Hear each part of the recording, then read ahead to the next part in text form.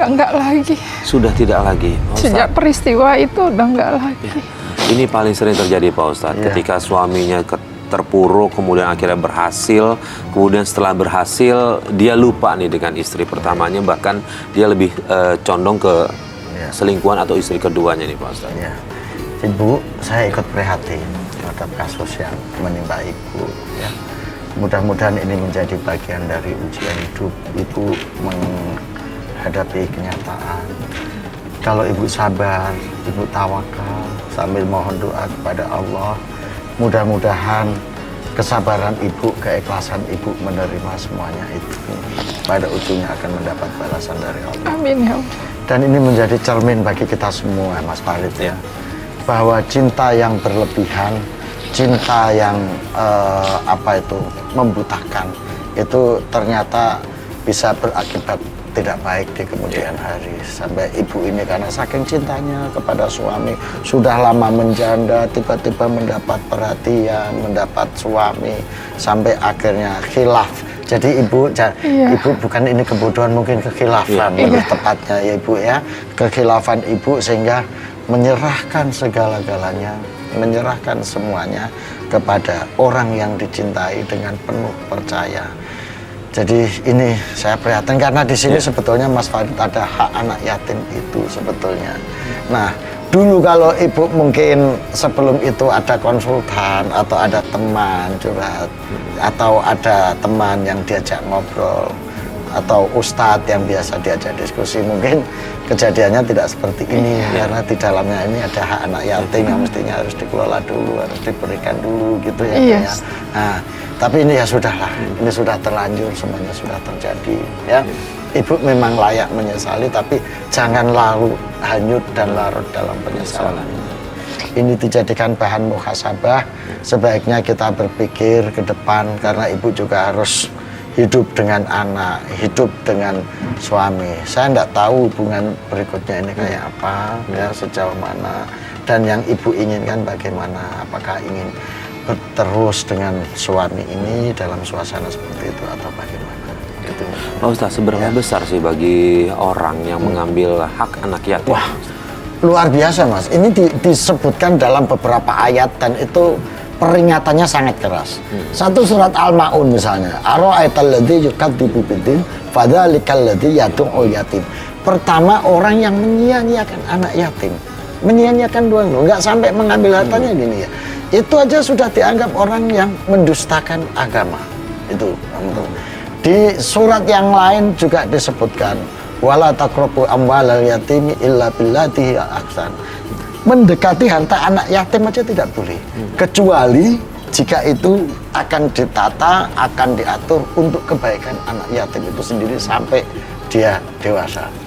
Di ayat yang lain disebutkan bahwa orang yang makan harta anak yatim itu perutnya akan berisi api neraka dan dia akan menjadi bagian dari neraka itu selamanya karena ada harta anak yatim yang dimakan tanpa hak.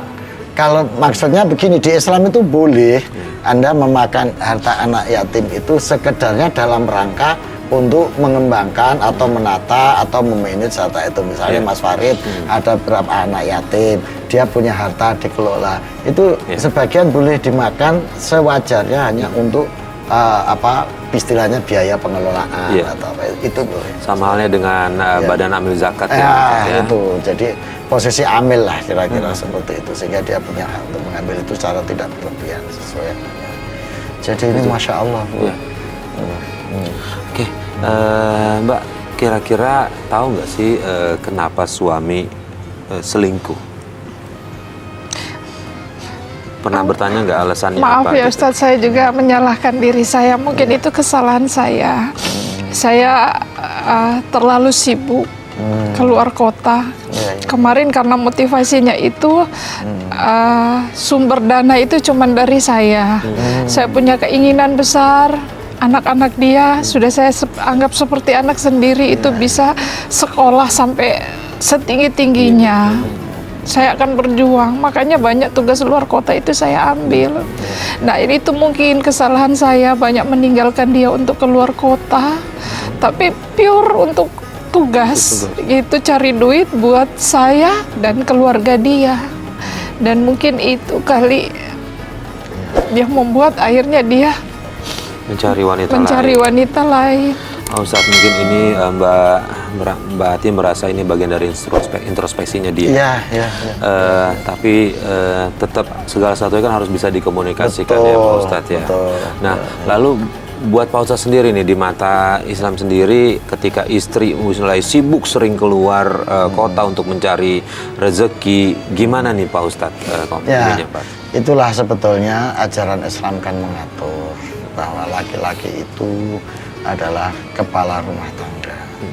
Idealnya awalnya memang laki-laki itu yang bertanggung jawab untuk mencukupi kebutuhan keluarga, kebutuhan anak, kebutuhan istri. Itu yang diidealkan, yang diatur dalam Islam itu seperti itu. Supaya rumah tangga ini ya ada bagian departemen luar negeri, departemen tenaga kerja, departemen apalah keuangan, perbankan, kira-kira seperti itu. Ini artinya yang nyari duit, yang mencari pendapatan, memberikan perlindungan, hankap, itu urusan laki-laki. Tapi urusan dalam negeri, departemen pendidikan, departemen yang mengelola ini, itu istri. Ini kan sebetulnya job desk yang sudah diatur oleh Islam. In case ada sesuatu kondisi darurat, misalnya karena suami tidak punya penghasilan, suami tidak bekerja, usahanya masih belum jalan, kok kebetulan istri punya akses, punya kemampuan, punya pekerjaan yang lebih baik. Ini dalam rangka saling membantu, dalam rangka saling menopang, ini tetap diperbolehkan. Cuma ya itu tadi Mas Farid, harus dikomunikasikan secara baik, dipahamkan, sehingga ini untuk menjembatani terjadinya kesalahpahaman, untuk menjembatani terjadinya itu tadi kevakuman biologis itu ya. Jadi mestinya dikomunikasikan supaya kehangatan rumah tangga, kebahagiaan, perhatian itu akan tetap ada. Jadi di sini kita memang sebaiknya introspeksi masing-masing. Ibu sudah mencoba introspeksi, mungkin ya saya yang salah. Sebaiknya dikomunikasikan dengan suami. Nah, dikomunikasikan dengan suami bahwa ini kan kejadiannya begini, saya kerja juga untuk keluarga, saya kerja juga untuk anak, saya kerja juga untuk memenuhi kebutuhan gitu. Tapi yang ya namanya sudah terjadi, maka cara terbaik itu adalah satu, berkomunikasi. Yes. Yang kedua, ini karena ada hak anak yatim yang di situ, maka tolonglah omong baik-baik. Ya, coba disampaikan bahwa di sini ini ada haknya anak yatim, gitu. Nah, upaya saya sarankan ibu mencari penengah di sini yang bisa diterima dua belah pihak. Entah itu ustadz, entah itu orang tua, atau apapun namanya konsultan. Ajak suami omong baik-baik mengenai hak si anak yatim ini supaya diberikan, gitu. Karena ini urusannya panjang nanti Mas Farid, tidak hanya di dunia tapi sampai di akhirat, gitu.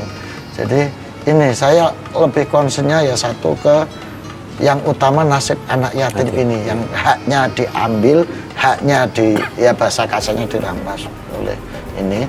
Yang kedua adalah rumah tangga ibu ke depan supaya bisa menjadi lebih baik. Ya, halo Mbak, setelah tahu suami selingkuh, Mbak tetap bertahan atau ada usaha lain untuk bisa mungkin?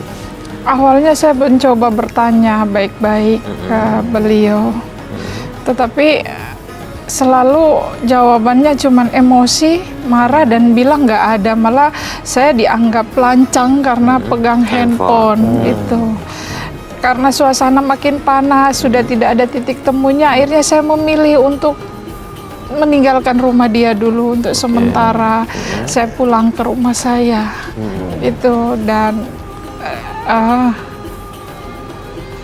Ibu pernah ketemu dengan istri yang kedua itu?